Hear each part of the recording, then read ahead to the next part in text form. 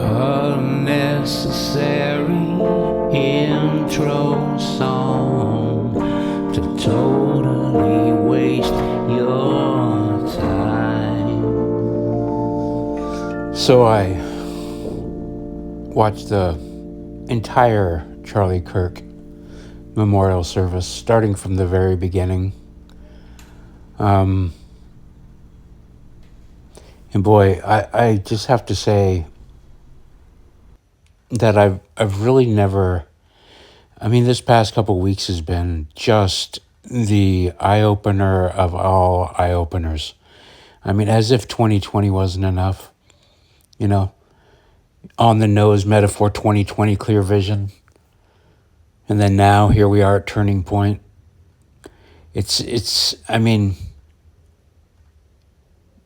God couldn't have scripted it better.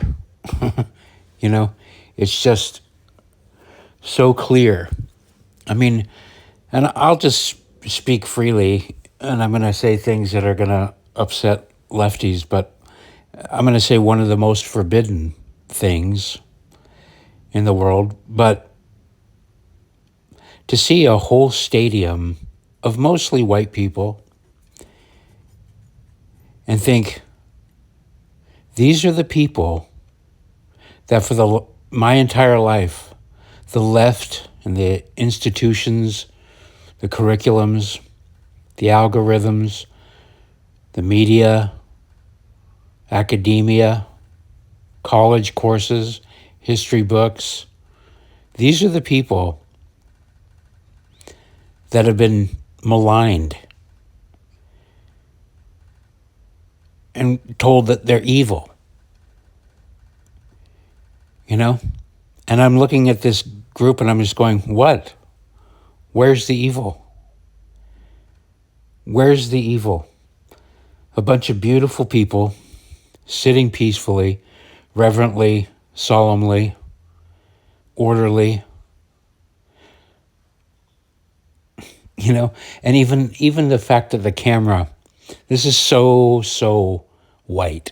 One of the whitest things in the world is that white people don't want to not seem inclusive. They don't want it to be all white. So it's like the cameras, you can find them just hunting around for the black people or the brown people. And of course, there were plenty. But that's just another thing. It's just like, that's the people I grew up with right there. Arizona and Utah, they just overlap so much. And I was just watching, the speakers, and I was just reminded so much of these are the Mormons I grew up with, the religious people I grew up with, And I've been pondering all week, about my departure from Mormonism and religion in general, headed to the land of the misfit toys, San Francisco. And I've just been trying to analyze why that was, what led me to it. And one of the main things that I was trying to get away from, and I have to just admit that it's society's pressure, but you feel this shame for being white. There's never this thing where there's never been a moment ever in my life, or your life probably too, where white people have ever been allowed to simply feel good about being who they are. Certainly you could never speak it. Everybody else is Latin pride, black pride, everything pride, Asian pride. But white pride, no. And I'm not even trying to say that we should feel pride. That's the interesting thing about it, is long before this push to make us feel bad about who we are, we were already being told that pride goeth before the fall, that we shouldn't be proud. So it's like we were a very, very easy target. We already primed to not want to be proud. So when somebody came along and says, "Oh, you can't do white pride or anything like that," we were like, "Okay, we weren't really doing that," you know.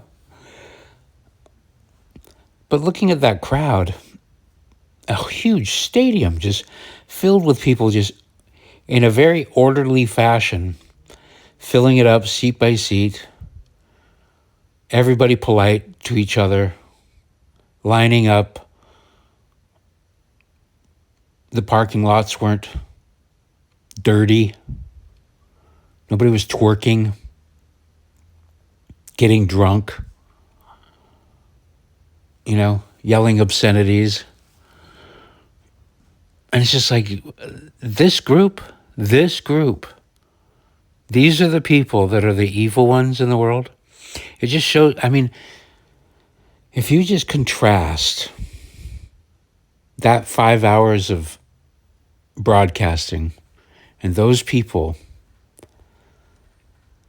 they're one of the most inspirational people to that group of people, and to me, was murdered simply for being who he was, simply for saying the conservative things, conservative meaning time-tested, been around forever, not new things, not revolutionary things, just simple, old, get married, have a family, have kids, don't do drugs, don't watch porn, don't judge people by the color of their skin, just go by merit. Each individual deserves love and respect. I'll talk to anybody. Here's the microphone. I'll always tell the truth, no matter how much it hurts, but I'll say it with love and I'll be friends with you after. This man murdered for that. Not for breaking any laws, not for hurting anybody,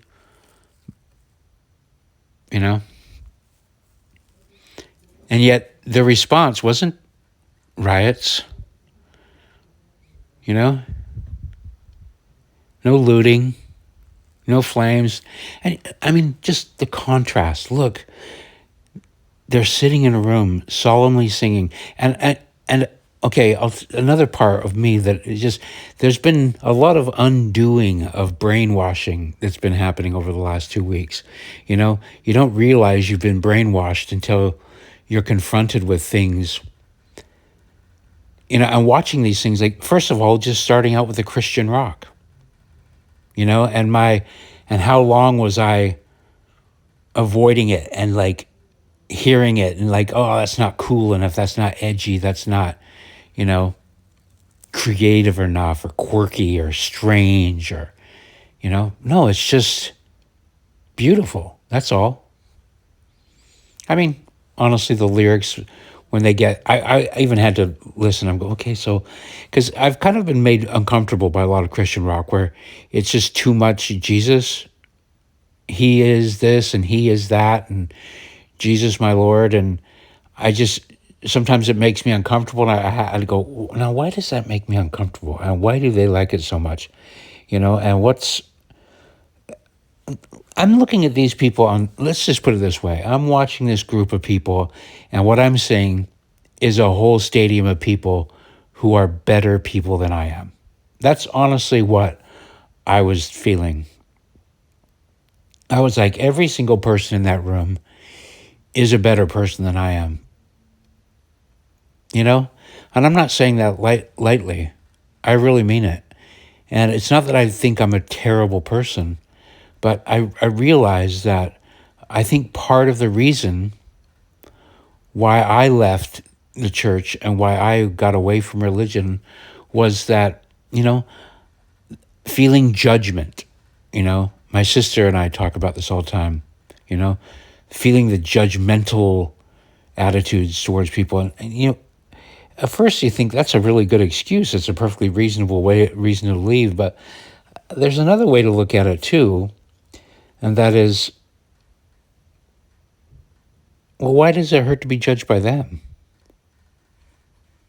And I think the reason why is because good people, or people that are trying to be good, putting an effort towards being good, remind you They're a reminder of what you're not doing, and sometimes it can be easier to just criticize them rather than take ownership of what's maybe you're not doing right, because just if you just look at the crowd, I came to the land of the misfits toys, and everybody I was hanging around with, everybody I've been hanging out with for, I stopped hanging out with people about before 2020, but nobody since then, here in San Francisco. But before that, everybody was flamboyant, fashionable, edgy, tattooed, you know, bright colors, colored hair, crazy makeup, tall boots, crazy shoes, sexy this, weird looking that. Everybody's the land of the misfit toys, and, I got to admit, I still like certain aspects of that as expressions and fun. But when you compare that group that we saw today, who nobody's really flamboyantly dressed. You see a couple people in red, white, and blue sparkles, but very little of it, what you saw on TV today, on that program, was anybody saying, look at me. I didn't see anybody hogging the spotlight, so to speak, and that's totally me. I'm the spotlight hogger, Look at me in my funny colored suit. Look at me with my different haircut, and look at me with my hat, and you know and I've been that way since I was a kid. Even like I tried to have my own fashion sense in junior high, wearing my watch on my ankle, keeping my pants tucked into one leg to show that I ride a bike. Just stupid things, but just look at me, look at me, look at me. And I'm not even necessarily going to go hard on that that's a terrible thing, but when you do contrast it with a whole room full of people that aren't doing that, and they're singing songs, and the songs aren't even about them. They're about a central figure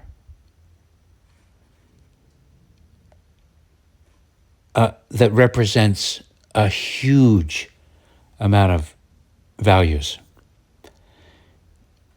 And the values are good. They could be up there with their guitars singing about their life and how cool they are and their car and their bitches and their hoes and whatever, but they're not. They're not. They're taking the power of music at its most powerful form, and they're directing it to something outside of them and outside of everybody else.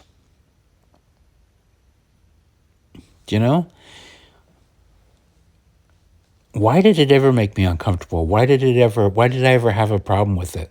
How did I ever get wrapped up into this life of what's cool, what's edgy, what's far out, what's innovative, what's unusual, what will make you uncomfortable? Some of it's that, And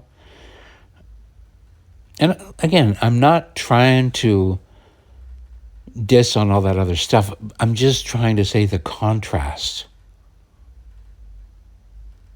You look at the contrast of that crowd, the humility that kind of, all these things paint a picture of a humble people, not a proud people. And then you look at the crowds of people that are at the riots. The contrast couldn't be greater. Sunny, peaceful, fiery, demonic. People literally slitting their tongues in half, tattooing their eyeballs to look like demons and lizards. Tattooing their skin with demonic imagery. And then just acting demonic. That we saw it all week last week. They're literally acting demonic, like cackling, not laughing like how we laugh when we see our puppies do something funny or a baby do something funny. or grandma say something funny. But this evil, cackling laughter at a man who was just murdered. I mean, it's like when you contrast the two things, it's like I'm gonna use language I'm not used to using because my idea of God is not just like everybody else's. But I'm just gonna say it. If God was writing the script and trying to bang people over the head, let's say it just is some guy with white hair and a beard in the sky, to keep things easy. If he was writing this movie, it's like he's banging people on the head. Look, I'm trying to show you the difference. Can't you see the difference?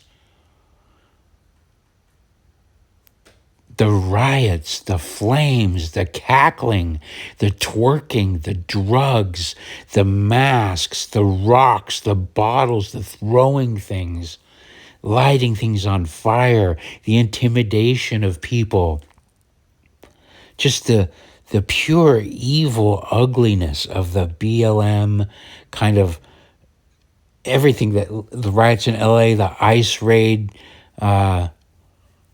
protests.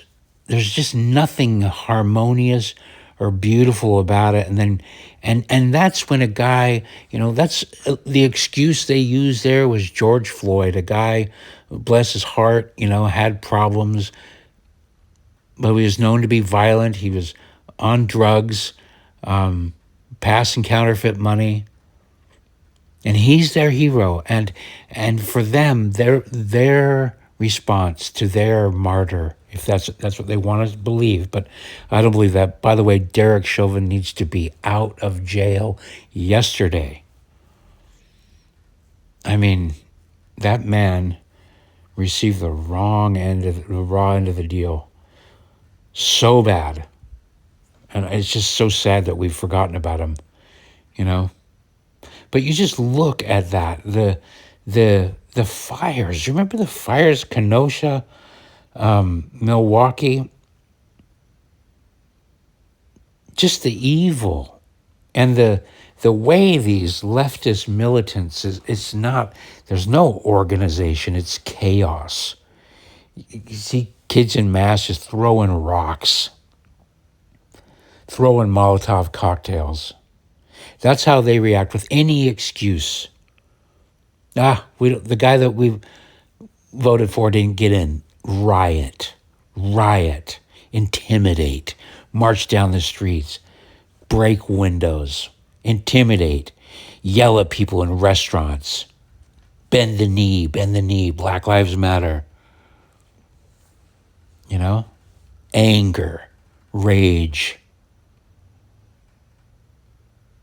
And Charlie may as well be a saint, for crying out loud. I nominate him for sainthood over this.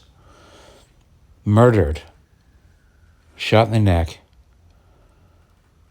And how did the Christians respond? Erica, his wife, gets up there and says, I forgive him.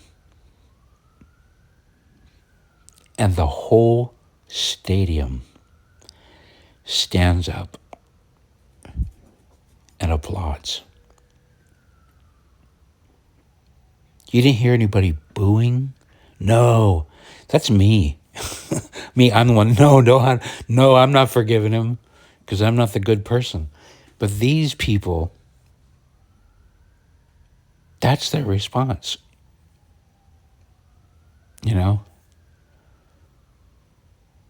I posted like an hour earlier that Charlie Kirk would forgive Tyler Robinson, and he would. He would. The difference is just mind-blowing, And getting back to that music, I kind of, there was a point where they were saying, stand up if you want to change your ways. And I'm like resisting. I'm resisting wanting to buy into it because I've spent so long being cynical and kind of above it all.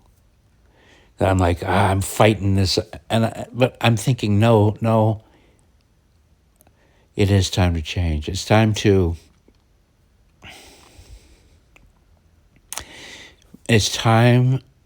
understand purpose. It's time to move away from worldly, destructive, ugly things. Being cool, being above it, being outside it, being too smart for it. No, It's time to devote that. Just watching those Christian artists doing that, and that's what clicked with me. That clicked. I'm still not a big fan of the lyrics. I'll be honest. The overly worshipy. I think the Mormon background is like, we don't see that as being reverent as much. At least when I was raised that way. We're a little bit bigger on reverence. We don't clap at church. We don't show. And I know there's the different ways to look at it. I kind of prefer a mixture of the both, But I understand the don't take the Lord's name in vain. Like if you say the name too many times, it waters it down. Like, so I'm not really big into music that's just Jesus, Jesus, Jesus. It's like it becomes a little bit too, I don't know. At a certain point, I get uncomfortable with it. And not in the, anyway. But again, back to the point. The main point is that they're not even focused on their own stories. And I like music. I'm not saying that I don't like music that of somebody telling a really true story about their life that edifies you or whatever. But the edifying part is the part that I think that is most amazing about that kind of music. I think about road trips, and sometimes you'll be going road trips, hit on an area where there's no radio signal except for one Christian station, but you'll hear the music, you'll be going, this is pretty cool. I like this, pretty rockin' tune. And then you'll hear Jesus, Jesus, Jesus. And it feels like a guy that's in love with Jesus. That's the part where I get kind of creeped out about it because I'm not a good person, it sounds like a love story to Jesus. And my version of God just doesn't put it all in one person anyway. I just think God is reality, God is everything. And so sometimes when it's just, the story I write in my head just gets too weird. I see a guy in a robe and some guy, I don't know, it doesn't work as much for me. But again, the power is undeniable, And I understand that sometimes I resist that power for why? Why? Why? Why resist it? Why deny it? It's seeing the contrast between that and my last 20 years, 25, almost 30 years in San Francisco. And I'm not saying everybody I met here are bad people. I met some really good people, and I know some very good people that are very lost. But that's also one of the really great eye-opening things of the last week and Charlie Kirk in general is that it's abundantly clear that Charlie Kirk was a better person than most of us. Less judgmental, more filled with love, really reaching out. It's clear that he really did see his intellectual and spiritual opponents as valuable creations of God that deserved a chance and deserved a fair hearing and deserved patience and kindness.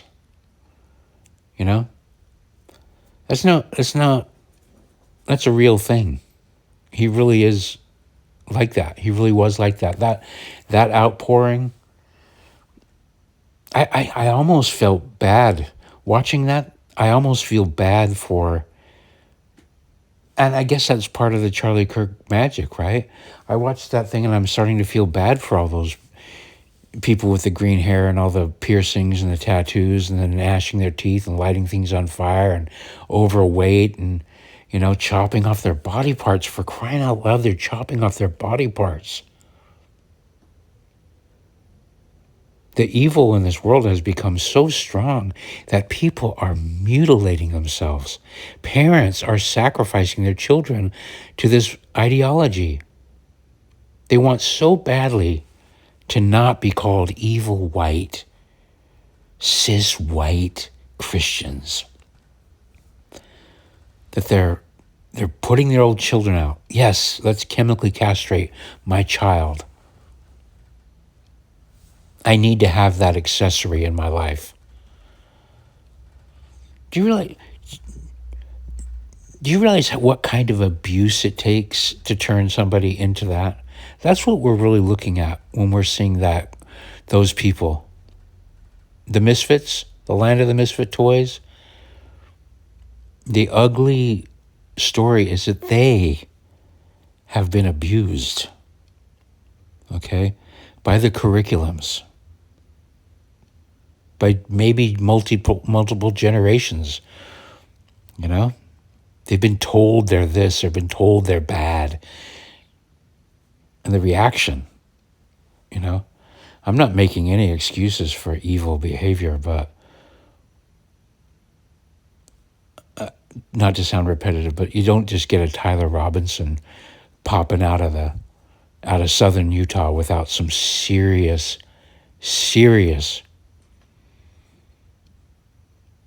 evil programming.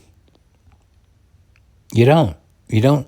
No kid raised in a nice family just decides one day he wants to chop his dick off. It doesn't happen.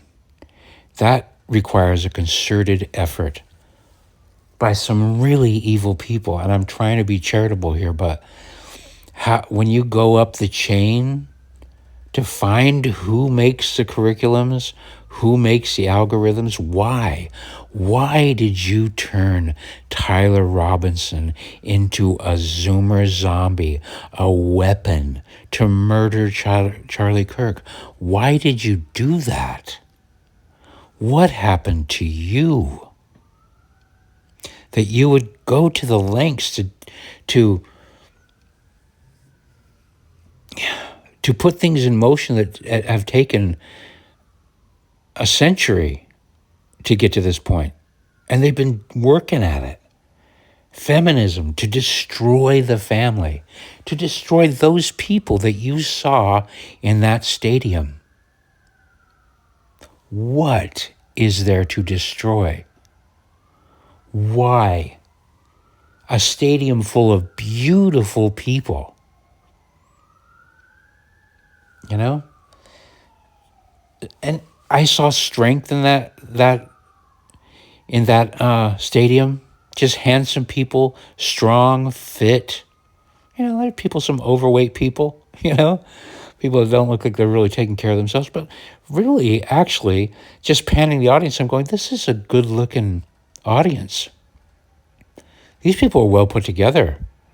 If these people really did get mad and really did shine their weapons, those people know how to use weapons. They know how to fix cars. They know how to get things done. Those are not the people you really want fighting you, because they could do it. They're not drunk. They're not on drugs. They haven't messed with their body parts. They haven't blended them. They're not on they're not taking hormones and SSRIs. Okay? When those people are listening to that music and putting their palms to the sky, that might look a little bit weird. That might look like a little bit of a drug thing, but that's not drugs. That's an amazing, magical feeling that comes from the power of music and the power of words directed towards good things. And when somebody is singing about Jesus or Christ, that's just an umbrella for love one another, love nature, love your neighbor, respect your parents, respect your family, love your enemy. That word invokes that umbrella. And so when you see people palms up and feeling that feeling, you know, since I don't follow Christian rock, I didn't know those songs. But when they would pan around the audience knew the songs. So they're listening to those songs all the time, you know? And you compare what they are singing about the concept, just the concept of Jesus. There's nothing in the Jesus message that I don't think could possibly be construed as bad. Not as how it comes out of Jesus's mouth, you know? Hard to construe anything that he says as being bad. And that's what they're singing about. That's the CDs they're putting in. That's the playlist they're having. And then you go outside to the BLM riots, and it's just the most disgusting music you ever heard. Cardi B, all the twerking stuff, everything that's just drugs and violence. And I'm sounding like an old man here for sure, but just graphic sex and nothing tender, nothing respectful. Like, it's almost like a lot of the music is just totally devoid of any. Like, it's gotten to the point, I know it seems like every generation says this, but come on. I don't know how you get worse than the music that's out there. With exceptions, there's good music out there too, don't get me wrong. I mean, we saw people right now. But the stuff that's being shoved down the throats of our youth, you know, the Coachellas, the TikToks, again, there's good stuff out there too, but you know what I'm talking about. There are people making money, printing things, going into their recording studios, and making such terrible, terrible messages. And we just have to ask ourselves, why? Why? Why do you want to be so awful? You know, I remember my mom used to ask me, you know, because I would draw these paintings and cartoon characters of these uncomfortable looking people with their limbs coming out of their heads and just, you know, funny. I thought they were funny. And again, the real reason is it's just harder to draw things that are beautiful. Okay? It just is. Symmetry and flowing lines to make something as beautiful as a flower. It's just more work than if you draw a jagged line and you don't have to get the, you know, the proportions right. In fact, you blow them out and if you're intentionally getting everything wrong, then it's just like, well, that's what I like and it's funny. And I'm not lying. I still do find it humorous. And my argument has always been, why try to do something God can do better? You know, God made that tree. It's beautiful. It's gorgeous. You know, but this cartoon character, this weird thing out of proportion, he needs me to do that. You know, I don't know. That some Christians might think that that's an arrogant, strange way to be, and you know, that's a valid point. But it's like, I don't know, a little tangent on that. But like people that do faux finishes, you know, let's make a fake marble countertop. It's just like, okay, but God already makes marble countertops and they're so much better. So why not, instead of competing directly with God, why don't you make a pattern and show what you can do? You know, like, I don't know, draw a picture of something, write a poem, you know? But again, maybe that's the difference between them and me. I've got this narcissistic, has to be my personal expression. But I mean, I want other people's personal expressions too, because I like people's personal stories. When people tell the truth, I like to hear it, you know? And ultimately, I do think humans are a miracle. I think everything's a miracle. I think nature's a miracle. So, when people are honest and vulnerable,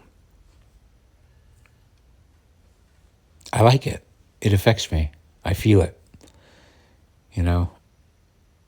But when analyzing it and saying, okay, so I'm going to sit down and write a song about my story, about how I had 17 siblings and multiple marriages.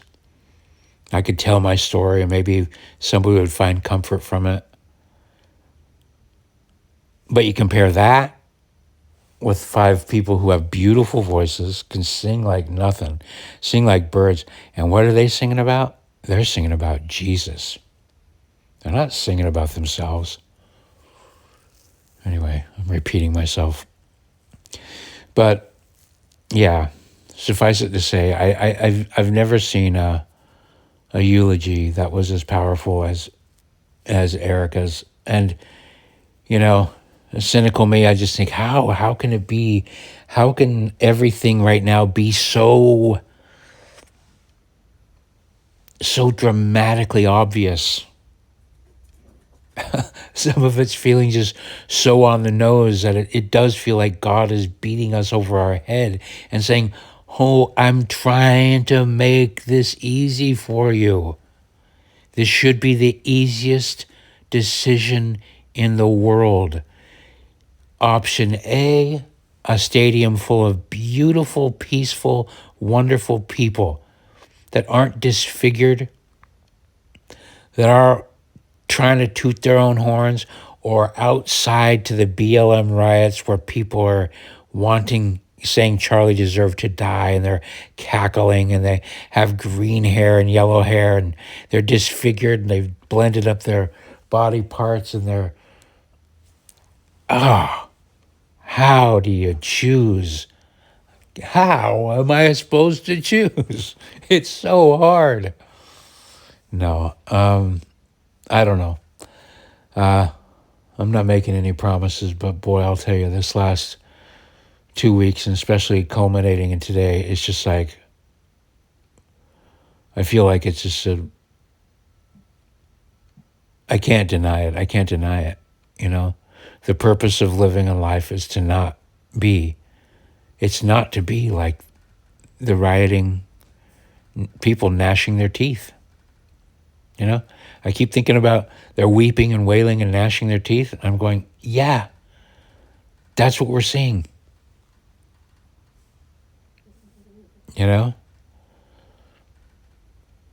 So there we are. I'm going to do my best to learn from this, and I'm hoping that the things I've felt over the last 2 weeks, I hope I don't soon forget them. I want to foster those feelings in myself and others as much as I possibly can. I've received the message, and I think it's safe to say I've received it loud and clear. I have a feeling some of you have too. Anyway, that's enough of that. Thanks for listening. Unnecessary outro song to totally waste